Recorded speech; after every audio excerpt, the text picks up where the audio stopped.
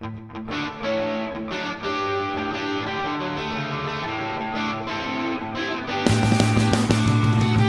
three longest novels are all set in London, and they are London novels.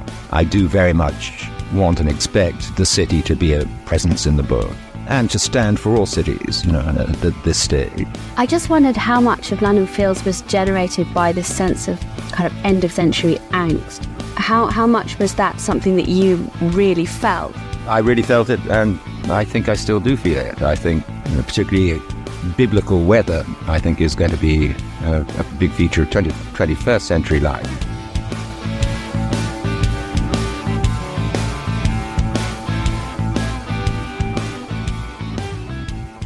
So here's welcoming listeners of My Martin Amis to the third episode on the series, where I am very grateful and delighted to be joined by columnist for the Financial Times Janan Ganesh, who would like to speak to me today about London Fields, by far one of Martin Amis's best known, and I would say the second of the trilogy of big novels written in the late 80s and mid-90s, those being Money, London Fields itself, and then The Information. It's a pleasure to have you with me, Janan. Thank you very much for coming on the series. I wonder whether we could just start really by talking about the novel itself, which is sat on the table in front of us here. I see that it was bought somewhere for 50p, it looks like. It's clearly been around. And you told me just now, before we started recording, that you spent a number of years dipping into it at 50-page stretches almost daily. What has drawn you back to this novel time and time again, if we can start there? Oh, the copy we have here is one of, I think, 6 that I've had over the years. It's the original 1989 hardback.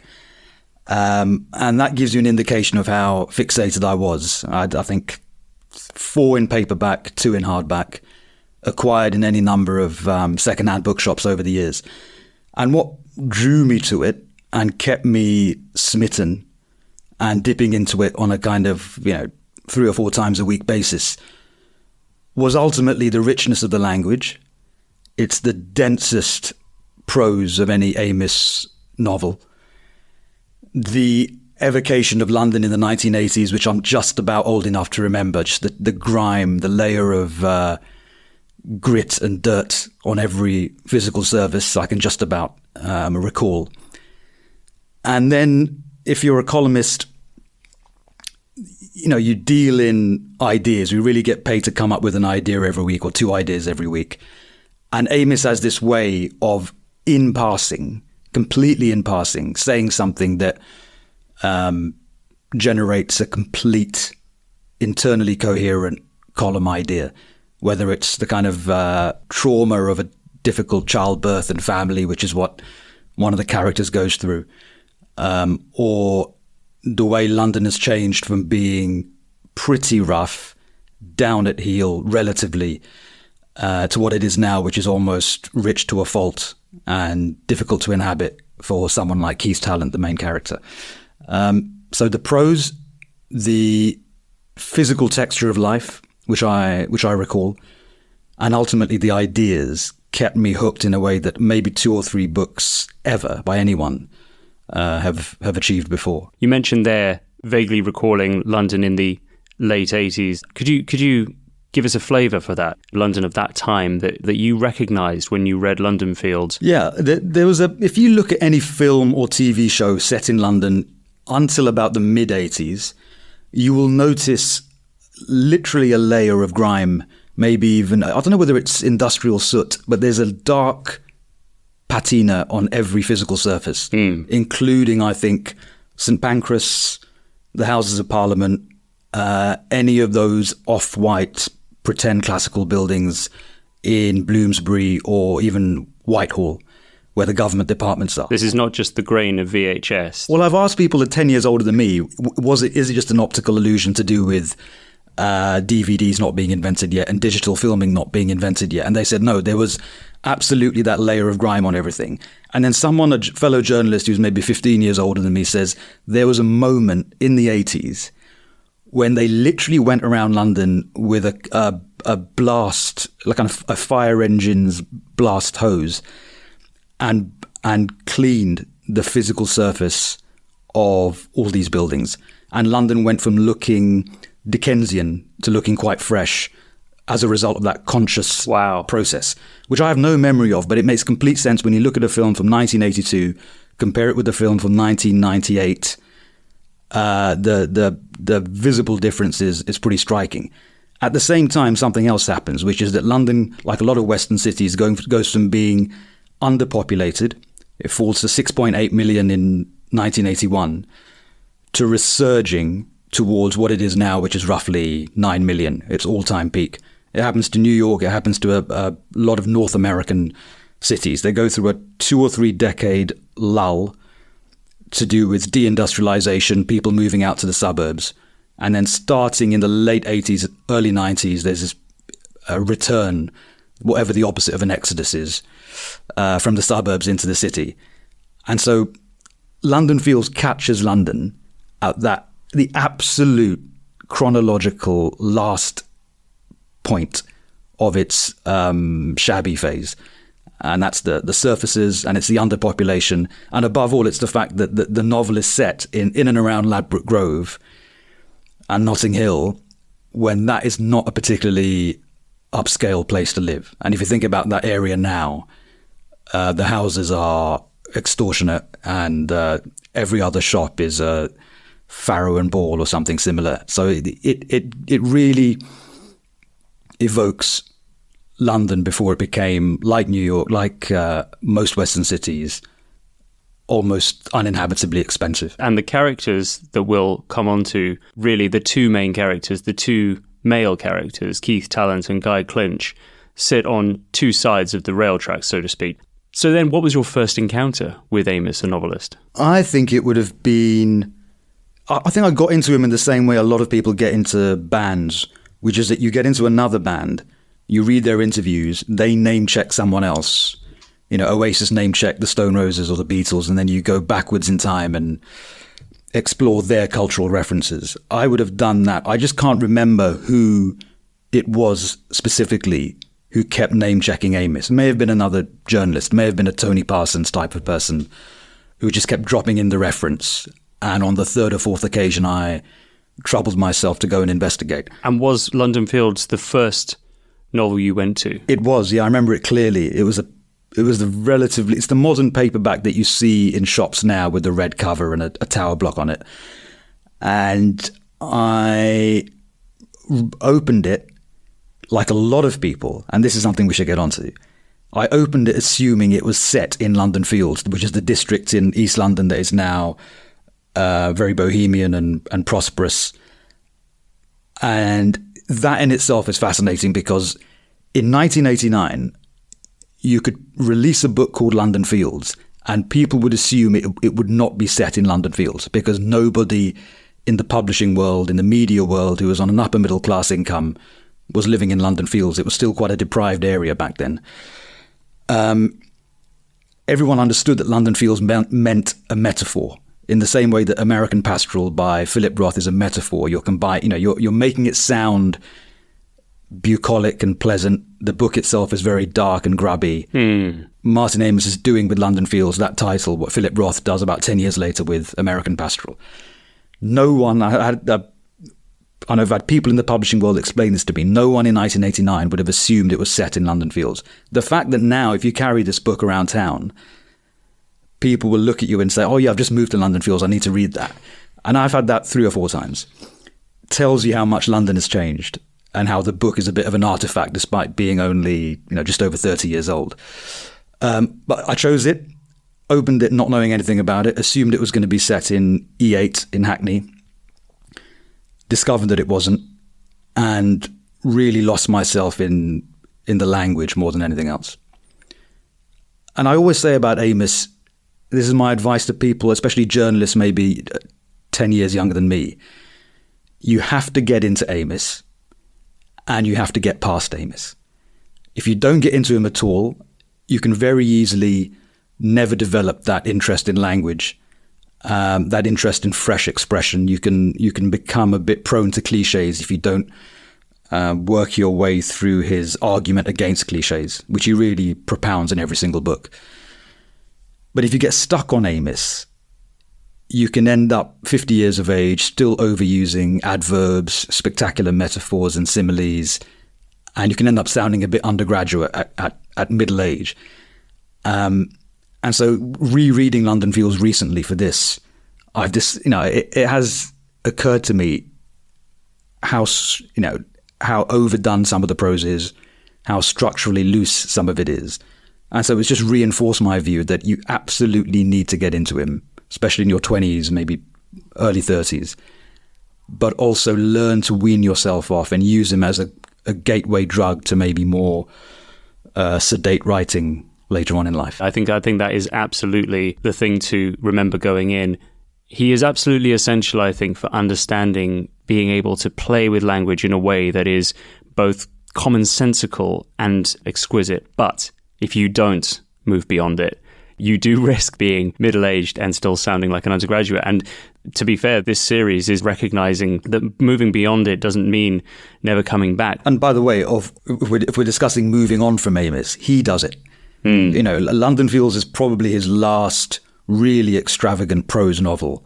There's a bit more showiness in The Information 6 years later. But really, after London Fields, he's doing stuff like Times Arrow, which is a bit more clinical, a bit more clean, shorter in length, less Victorian in its scope, just a bit more, I don't know, finely edited. You can feel the quality control when it comes to phraseology and the fact that he's trying to evoke rather than coerce emotions. Gets rid of the adverbs, for example. He's showing rather than telling. Yes. And so Amos himself, after the age of 40, he's 40 when this book comes out. Amos himself gets past Amos, and it's a lesson for his audience that you take him up to a certain point and then use him as the bridge to something else. You mentioned adverbs again just then. It sounds to me like this is something that you consider kind of one of his crutches, a trick he turns too often for your liking. And in this book, he does it at the beginning of sentences. So he opens a huge number of sentences with, stealthily. And it's interesting because you often don't begin a sentence with an adverb. But when you're on the 49th sentence that begins with, languidly, you do feel you're almost reading a newspaper column rather than a novel, which is meant to slowly, especially a big novel like this, which is meant to slowly tease out and evoke things rather than baldly state them. On the other side of the spectrum, the writer that seems to get held up in greatest esteem in this country is, of course, George Orwell. You've written several columns about Orwell in the past, and you wrote about Martin Amis after his death. The point isn't that Amis, a fine comic writer, and Orwell, a great man of the 20th century, are equal. It's just that Amis had a better argument on style. So to talk about Amis as the great stylist, you go on to say, there is no causal link between outward plainness and inner wisdom, and the belief otherwise can land entire societies in trouble. Take back control, get Brexit done, make America great again. It was simple prose that led mature democracies astray over the past decade. Stylistic writing was always something that had been held against Martin Amis, but at the same time, as you say, plainness can in fact also be its own form of manipulation. Yeah, I mean, all the popular slogans of the past 10 years or so have been aggressively plain, and therefore you could say Orwellian.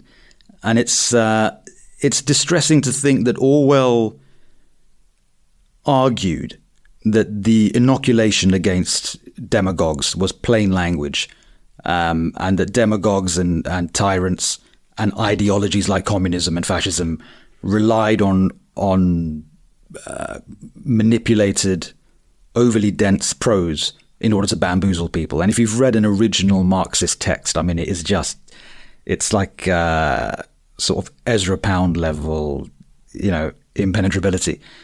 And therefore, he said quite rightly, plain, clear, window-like prose is intrinsically the defense against extremists and populists. And I completely would have bought that argument until about 2016, when a referendum is won by this very, very almost ostentatiously plain language, if there is such a thing. And a US presidential election is one with the same phraseology. And a lot of newspaper columns from that end of the political spectrum use a type of language that is tabloid, even if it's a broadsheet paper using it. And so it's harder to argue now that being plain intrinsically means being common sense in your views. You can propound any worldview and express it with almost any prose style. And so the Orwellian argument in favor of plainness, which is essentially a political argument, seems to hold much less now than it did when he was around. I also think that if you look at Orwell's predictive track record, I don't know why people don't give him enough grief for this, but 1984 is held to be, very often people will say, prophetic. It plainly isn't. What happens in 1984 in the UK? Thatcher privatizes British Telecom. I think there's a big tax-cutting Nigel Lawson budget. The charts are full of songs like Relax by Frankie Goes to Hollywood. It is not a tyrannical, repressive society in 1984. If anything, it's the opposite. It's a bit too individualistic and libertarian, some would say, in retrospect, especially economically. He gets the future wrong to the extent that he's trying to predict the future. I'm not sure he really is, but to the extent he is trying to predict the future of the UK, Airstrip 1, in 1984, he gets it not just wrong, but really what he envisions is the opposite of what ends up happening. So he's not correct. And he did fall for socialism. He hasn't got perfect judgment. You could argue he doesn't have that much common sense in the end. And so you can't say that there is some kind of intrinsic connection between simple prose and sensible views. And Amis spends his career trying to make that point, trying to disentangle these two things. And, politically, he's a kind of slightly left of center, not extreme at all.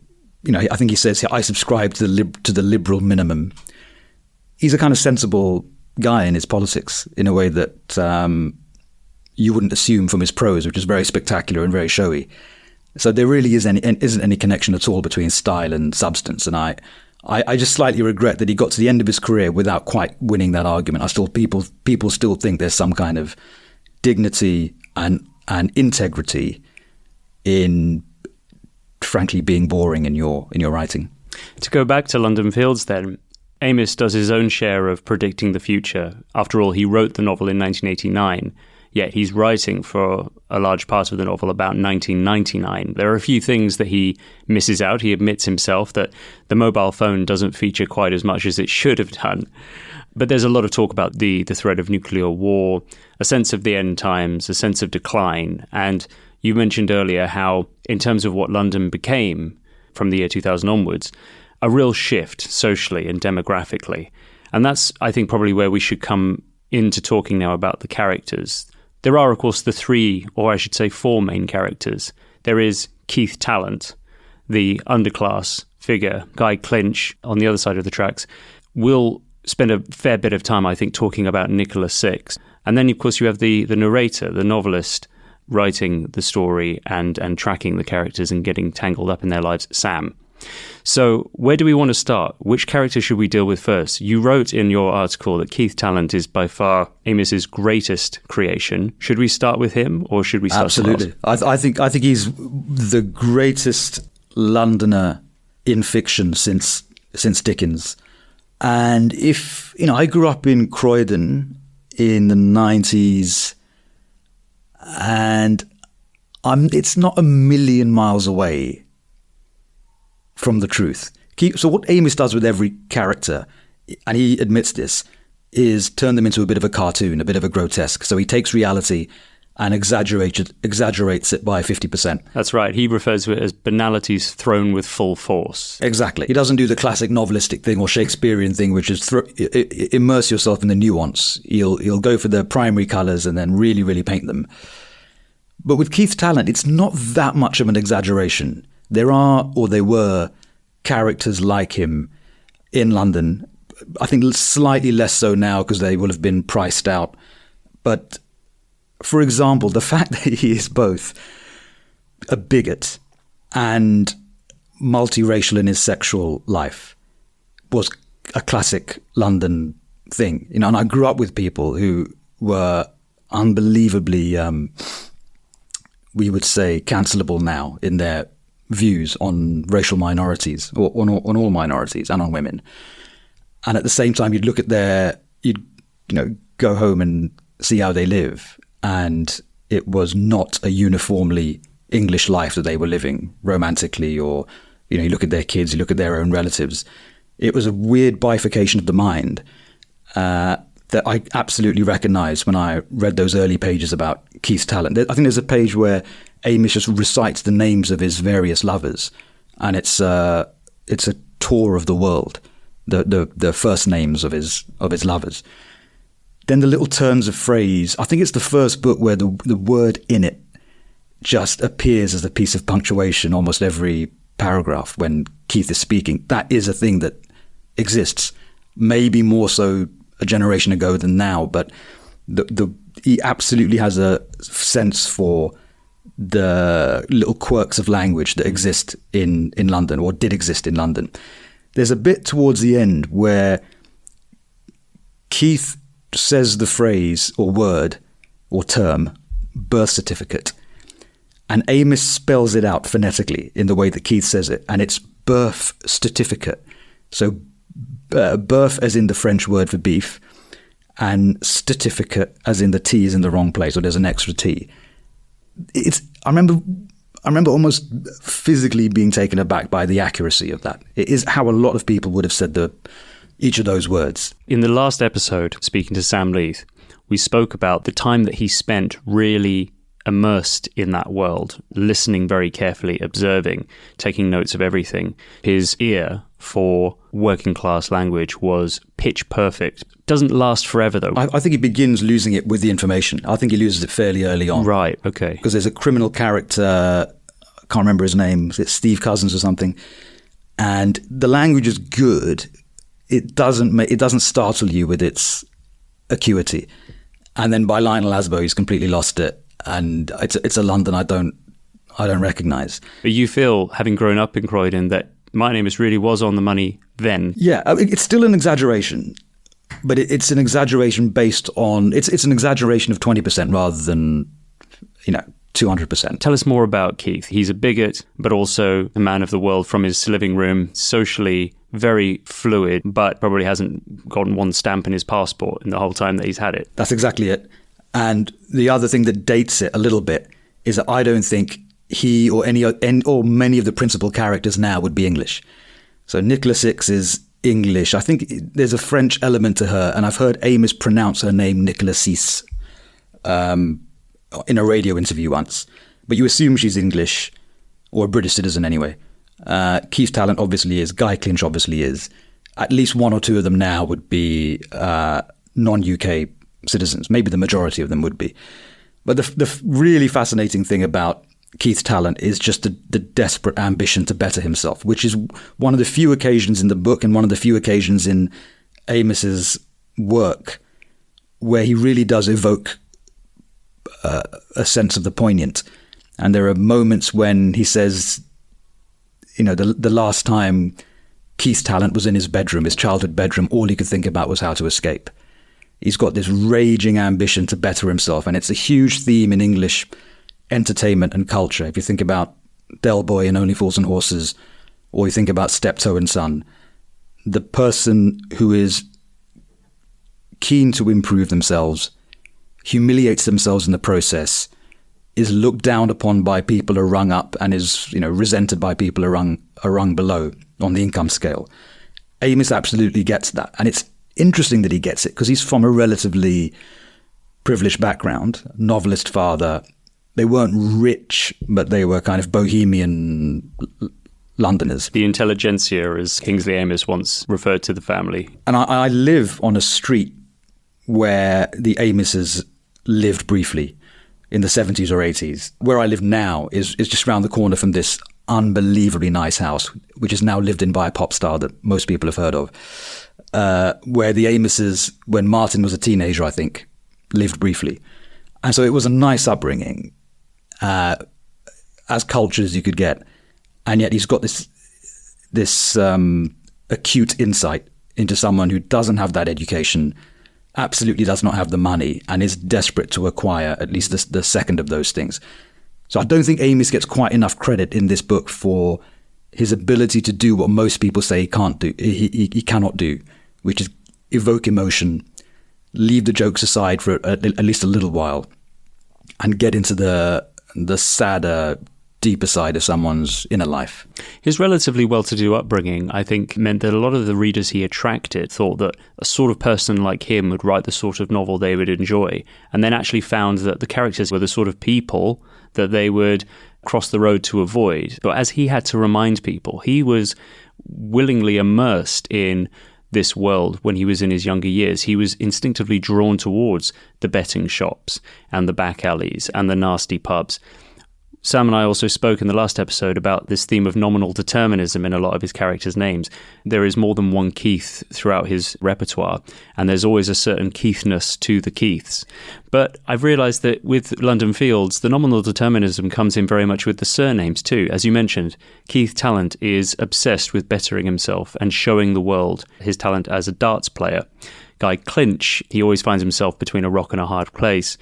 Nicholas Six, a name that Keith mishears as sex when he first meets her, has a sinister deathliness about her. Growing up in Croydon, did you feel like you met at least one Keith Talent? Did you feel like you knew the sort of person that he was writing about? You'd seen that person? I would have seen them. You have to remember, Keith Talent is, by the way, this is the question that always tricks people. How old do you think Keith Talent is? Amos lets you know once. Yes, he's in his late 20s. He's 29. Yeah. And almost everyone will assume that he's about 42 or something. He's got a sort of middle-aged wear and tear on him that radiates from the page. And I've introduced the book to several friends, and I've always posed that question to them, and they guess something like 40. He's 29, and it gives you another sense of how quickly people aged in the relatively recent past. I mean, if you just look at someone who was, 29 was considered getting on for middle age not that long ago. And the average age people got married, the average age people had kids, the average age people were treated as middle age was much younger in the past. And the prolongation of adolescence that has taken place since then can be quite a jarring thing when you try and read this book, because he comes across as much older. But I would have seen people like him. I may have gone to school with people who ended up having a tough time in life. I wouldn't have known someone exactly like him just because I would have been 10 years too young at the minimum.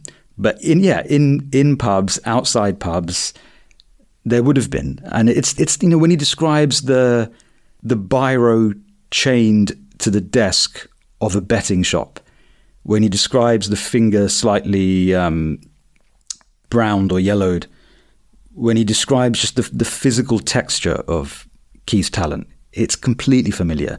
And it was familiar until about, I would guess, the mid-90s, late 90s, when a lot of characters like Keith would have moved out of town because they were priced out. And so the texture of the city changed. But I do find him more familiar than almost any Amos character. And I think the crucial thing, we'll get onto this when we discuss Guy Clinch, what changes for Amos is that he has kids. He becomes a family man, and that necessarily means he just can't spend the time pounding the streets in the way that he would have done in his youth or in his 20s. And so that's where he kind of loses touch with people like Keith and resorts to people like Lionel Asbo, who's a complete grotesque and cartoon. We'll come on to Guy Clinch in a moment then, but it sounds to me like this is a good time to open London Fields in front of you and maybe find a passage that introduces Keith in Martin Amos's words. Yeah. A casual darter, or arrowman, all his life, right back to the bald board on the kitchen door, Keith had recently got serious. He'd always flown for his pub, of course, and followed the sport. You could almost hear the angels singing when, on those special nights, 3 or 4 times a week, Keith laid out the cigarettes on the arm of the couch and prepared to watch darts on television.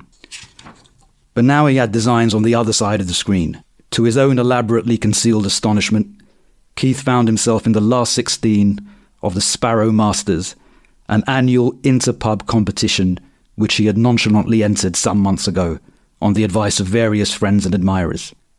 At the end of that road there basked the contingency of a televised final, a £5,000 cheque, and a playoff, also televised, with his hero and darting model, the world number one, Kim Twemlow. After that, the rest was television. And television was all about everything he did not have, and was full of all the people he did not know, and could never be. Television was the great shop front, lightly electrified, up against which Keith crushed his nose. And now among the squirming motes, the impossible prizes, he saw a doorway, or an arrow, or a beckoning hand with a dart in it, and everything said darts, pro darts, world darts. He's down there in his garage, putting in the hours, his eyes still stinging from the ineffable, the heartbreaking beauty of a brand new dartboard, stolen that very day. When we first meet Keith, he's entered his favourite pub, which you mentioned there, the Black Cross, and Guy Clinch comes along, and he gets Guy out of a bit of a bind, perhaps the first clinch that we find Guy Clinch in. So tell us a little bit about Guy Clinch. What does Guy Clinch represent, other than the clear class distinction? Guy Clinch represents something which, when I read the book at around 29-30, I didn't quite understand. And at 41, I completely understand, which is domestic frustration and mediocrity. He is very well off. His wife is very well off. They have an ostensibly glamorous life in West London. But the child they have, Marmaduke, is a nightmare. It's the marriage is clearly past its passionate phase. He feels confined. He feels clinched. And Keith, to him, represents the opposite of all that. He represents abandon and freedom. And so the relationship between them, the real tension between them, is not really class at all. It's bravery.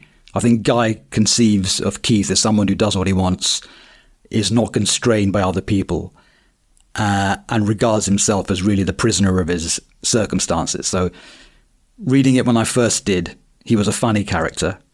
Reading him now, when I can observe marriages or failed marriages around me, he's actually quite a poignant character. And in that sense, again, Amos does what he doesn't get enough credit for throughout his work, which is elicit an emotional response from the reader, not just a chuckle. You wrote in your column that one of the broad lessons of life that Martin Amos passed on to you was that you don't get very far in this life being a good egg. And it sounds to me, though you didn't make it explicit in the column, that you were referring to Guy Clinch in that. Yeah, I suppose in the modern context, you'd call him a chump or a sap. And while Amos holds back when it comes to deliberate epithets, direct epithets, he uses every other indirect way of saying this is a guy who had all the inherited advantages in life that you could want.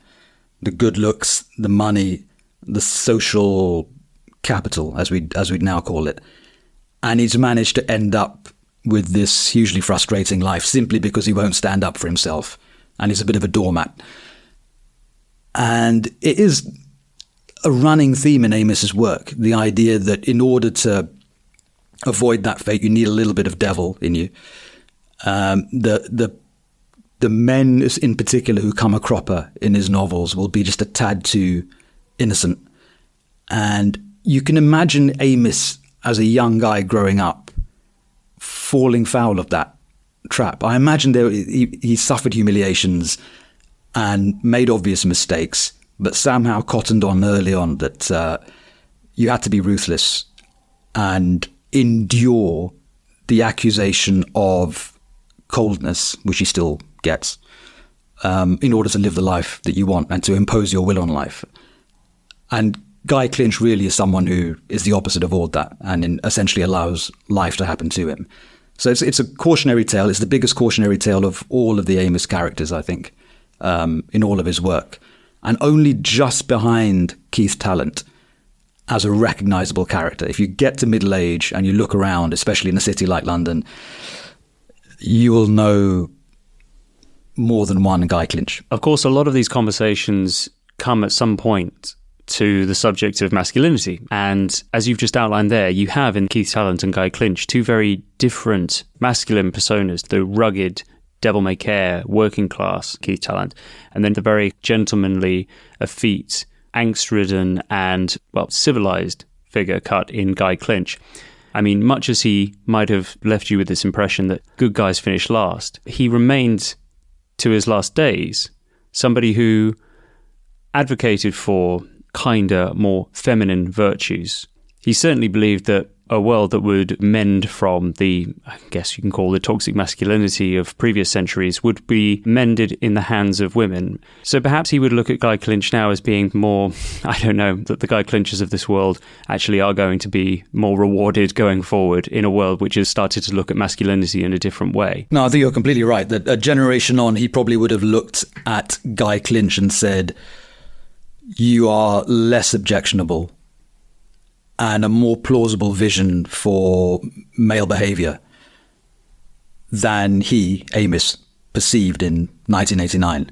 Or he would offer his wife, Hope Clinch, a bigger role in the novel, or use her as the vehicle in the way that Guy Clinch is. I'm not sure Amos ever personally makes the transition from the Keith world to the Guy world. I mean, he does have kids and a family. He begins to make the case for domesticity in some of his interviews, but he always retains that edge. He almost relishes too much the fact that he is regarded as unreconstructed.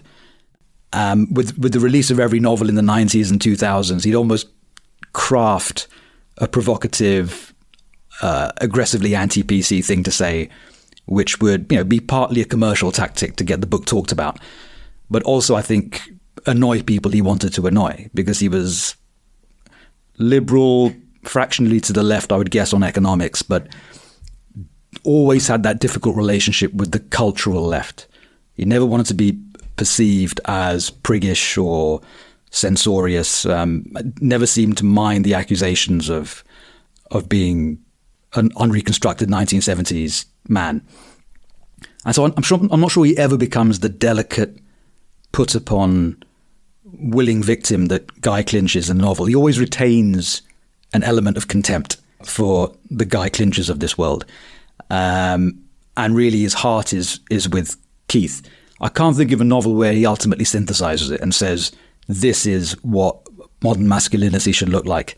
Because he ultimately, he doesn't like blending things. He doesn't like dwelling too much on nuance. It's always about the primary color. It's always about the grotesque. And some would say that is ultimately why he never won the top literary prizes. If you believe that what novels do is embrace nuance and human complexity, his fascination was more with human extremes. And so if you were the Booker Committee or the Pulitzer Committee or whoever, he was too much of a cartoonist.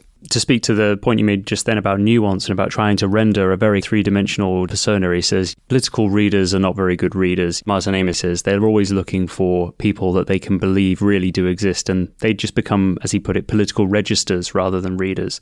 So, as I say, many people couldn't handle those primary colours. But to take, again, Keith Talent and Guy Clinch, you have in the middle this character of Nicola Six, who is referred to as the murderee, to distinguish her from the femme fatale. She even says herself in the novel, I'm not a femme fatale, I'm a murderee.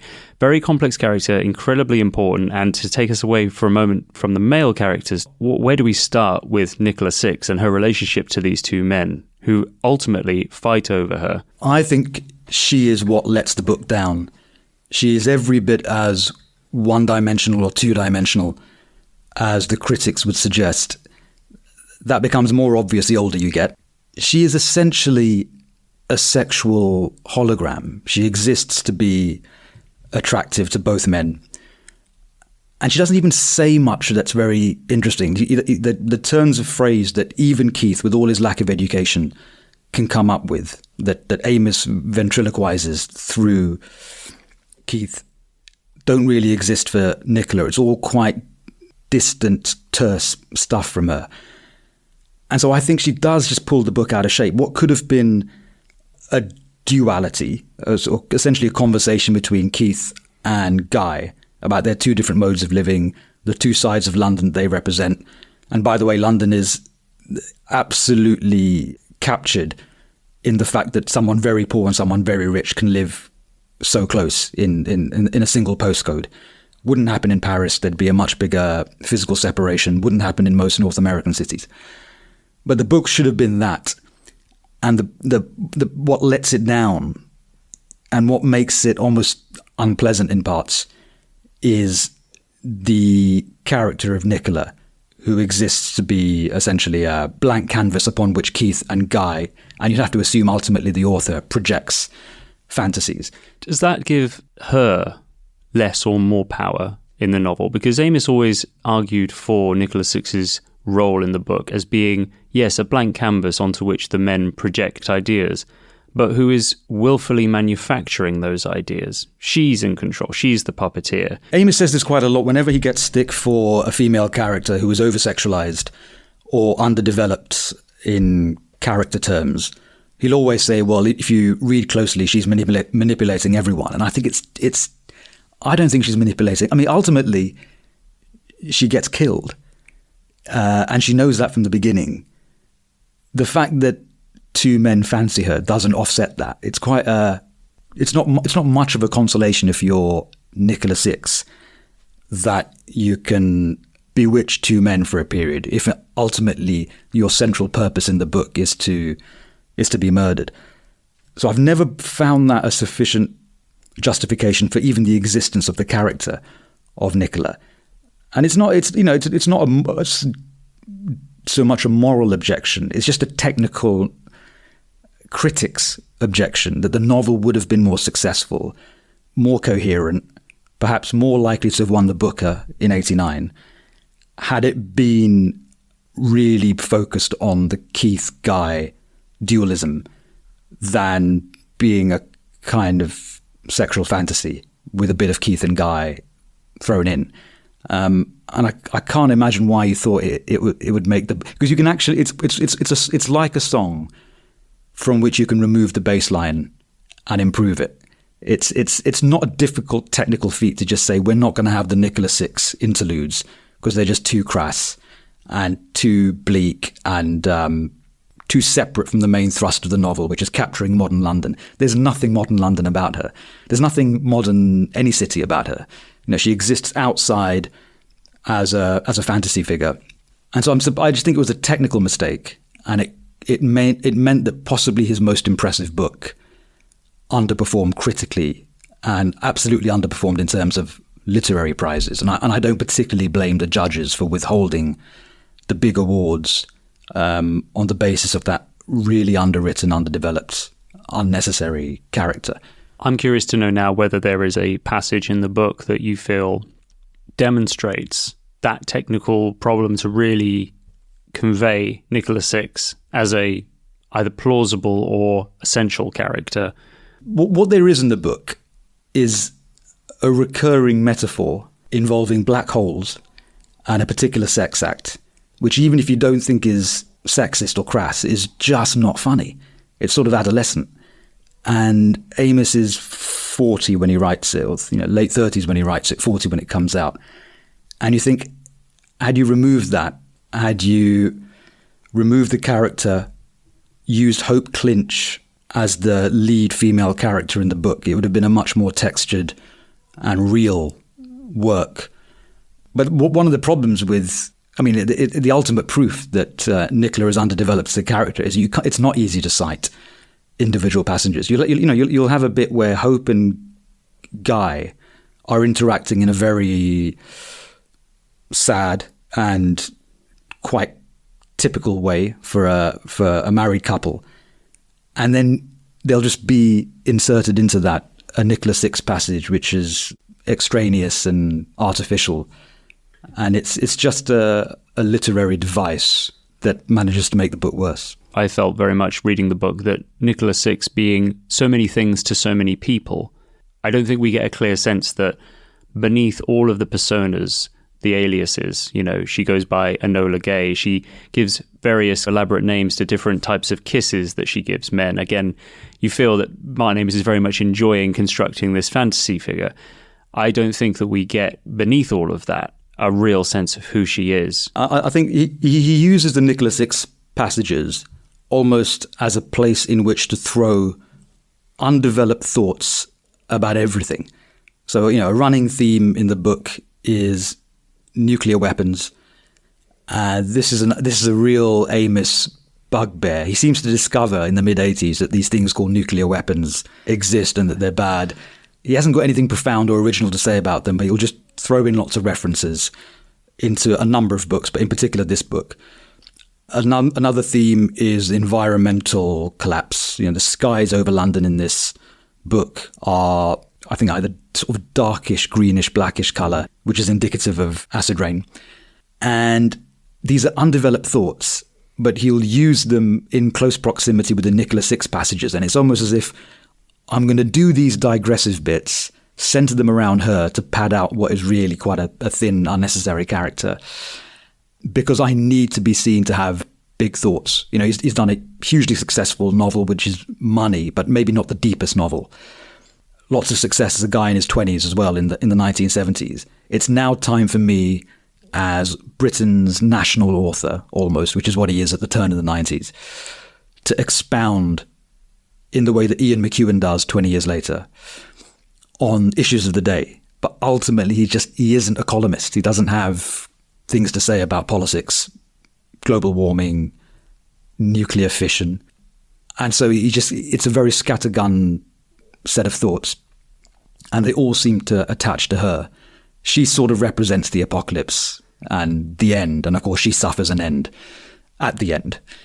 And it's not enough. I think you could almost see it as two novels, and you could extract the inferior one without a huge amount of technical work. And, you know, when I said earlier that I dip into the book at sort of 50-page spurts, you can already guess which bits I leave out. Again, last episode, listeners will remember Sam Leith talking about him becoming the novelist of big ideas, heat, death of the universe.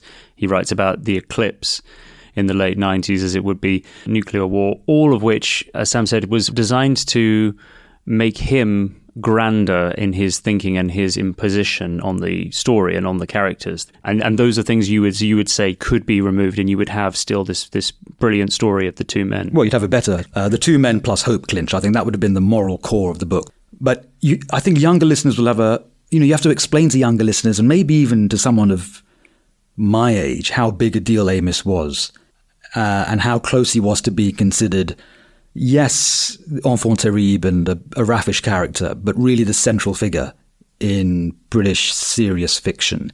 And therefore the pressure on him to expound and columnize and turn into a bit of a journalist. And he never quite develops a knack for it. Some of his non-fiction essays are really good. But the thing he's trying to do, which is weave non-fiction thoughts, journalistic thoughts, into his fiction, doesn't work in London Fields. I can't think of a later novel in which it does work. And the only person who I can think who does it in a kind of non-embarrassing way really is McEwan. It's not profound what McEwan does with his later novels about climate change or the treatment of children of religious parents in the Children Act. But at least it's kind of not, it doesn't induce a cringe in the way that London Fields sometimes does. And I say this as a fan of the book and a fan of the author, but it's very easy, and even as a first-time reader, to detect what you would take out of the book. I think it does work much better in the information, if I'm honest. The allusions he makes to astrology and cosmology do work in the context of the story about Richard Tull and Gwyn Barry and this rather petty rivalry of two writers. But I think you're right, it's very heavy and apocalyptic. And I think maybe it's worth mentioning that, of course, London Fields was turned into, by all accounts, I haven't yet seen it, a pretty god-awful film. Again, if you're talking about the book in this way, where you say there are two novels there, one of which could be removed, then turn that into a film is to almost perfect its flaws. I couldn't finish the film. You saw it? Yeah, I did. I think I downloaded it on iTunes and couldn't get to the end of it. And I, as I say, I'm a enormous admirer of the book in general, was absolutely agog in anticipation of the film, and it just dies on screen. And it's because of that extraneous, superfluous thread that runs all the way through it.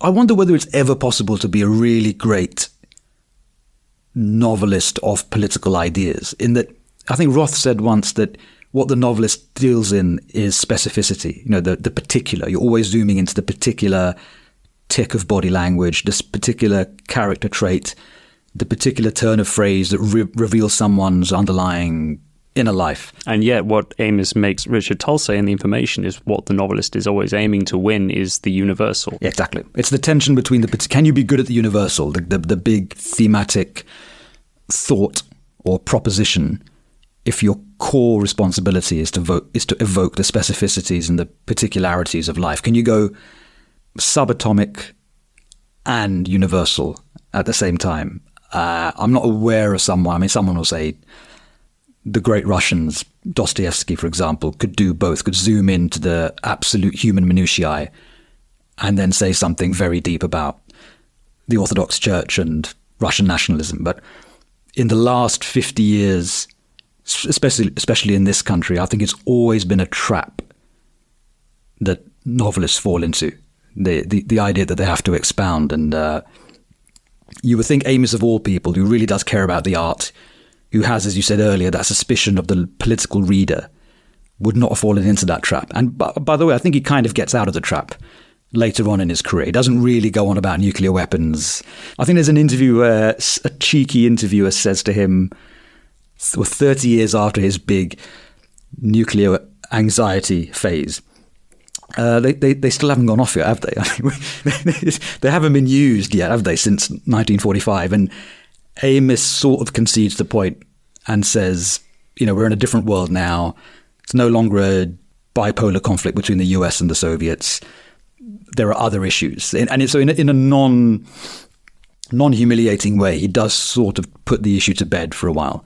So he grows out of it, but it takes him a while. And I just wish he didn't feel the pressure to behave like someone in my profession. So if we were to dip into the book again and find another passage that you've reserved to recite, where are we going in the story now, and why did you choose it? We are going to the domestic life of Guy Clinch and Hope Clinch, which at one stage would have been happy and has now become very stressful.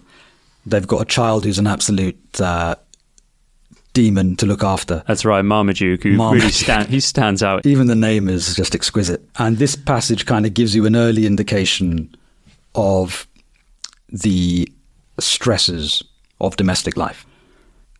Guy Clinch had everything. In fact, he had two of everything. 2 cars, 2 houses, 2 uniform nannies, 2 silk and cashmere dinner jackets, 2 graphite-cooled tennis rackets, and so on and so on. But he only had 1 child and only 1 woman. After Marmaduke's birth, things changed. Nothing had prepared him, or anybody else, for Marmaduke. World-famous paediatricians marvelled at his hyperactivity. Often he would take a brief nap around midnight. The rest of the time he would spend screaming. Hope still spent much of her time in bed, with or without Marmaduke, but never with Guy. All night he lay dressed for disaster in one of the 2 visitors' rooms, wondering why his life had suddenly turned into a very interesting and high-toned horror film. His habitual mode of locomotion around the house became the tiptoe. When Hope called his name, Guy, and he replied, yes, there was never any answer, because his name meant, come here. And once again, I'm reminded of the column that you wrote, because you picked this out. You said, you've never laughed harder at a line. You laugh harder with the years because you see it happen around you. And if you are a bachelor, your insight into domestic family life has to be vicarious. It has to come from friends that you observe. And from what I have been able to observe over the past, decade, that is, in classic Amosian style, an exaggeration, but not a complete travesty of the reality of domestic life with a very young child, even for people who are prosperous. And the Clinches are minimum upper middle income, Westbourne Grove, Notting Hill type of people. So they've got advantages most people don't have. And yet you can feel just pulsating off the page the stress and the heartache of that stage of parenthood. And that's with, I think, one child. I don't think they have more than Marmaduke. Again, to talk about cartoonish characters, there are two children in this book. There's Marmaduke, Guy Clinch's son, Hope Clinch's son. And then there's Kim, who is Keith and his wife Kath's daughter. And he says that the contrast between these two children, he's exaggerating, but Marmaduke is a kind of personification of the inbuilt tendencies of men towards destruction. You know, to talk about nuclear war, he says there should be emblazoned above the Pentagon, boys will be boys. And again, you're left to conclude, I mean, he says somewhere in his later interviews that you can tell a sexist often because they'll, I think, put women on or put a woman on a pedestal. And he kind of falls into the trap here where he literally ascribes uniform characteristics to the two kids based on sex. And again, it's Amos theorizing and broadening out from the particular into grand statements. And until you'd mentioned Kim, I'd forgotten that she was such a prominent part of the book. That's how unsatisfactory I think the rendering of her is. Someone did point out once that vulnerable girls are a theme in Amos's work that he himself doesn't realize until a friend of his or a relative of his points it out in his 40s, I think. That there is this recurring subject and character.